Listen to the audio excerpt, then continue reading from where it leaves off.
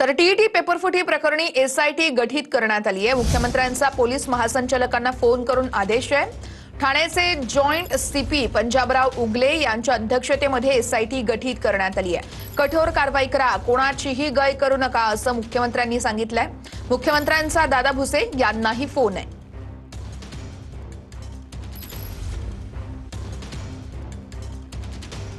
पाठीमागच्या काळामध्ये नीट परीक्षेमध्ये जे काही पेपर फुटीचं प्रकरण घडलेलं त्या पार्श्वभूमीवर महाराष्ट्र राज्य परीक्षा परिषदेने पण काळजी घेतलेली होती।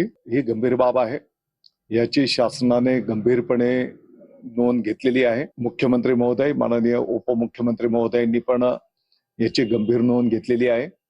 पोलीस प्रशासनाला त्याचा सखोल चौकशी करण्याचे आदेश त्या ठिकाणी देण्यात आलेले आहेत। या चौकशीतून जे काही समोर येईल त्या सर्वांवर त्या ठिकाणी कठोर कारवाई केली जाईल। तर मोठी अपडेट आहे। टीईटीचा पेपर 1.5 लाख रुपयांसाठी विकला जाणार होता। पेपरफुटी प्रकरणी शिक्षण मंत्री दादा भुसे, पोलीस महासंचालक सदानंद दाते यांच्यात चर्चा झाली आहे। संबंधितांवरती कडक कारवाईचे मुख्यमंत्री आणि शिक्षण मंत्र्यांचे निर्देश आहेत। राज्यामध्ये 1028 केंद्रांवरती परीक्षा पार पडणार होती आणि त्याच अनुषंगानं आता एक मोठी आणि महत्त्वाची अपडेट आहे।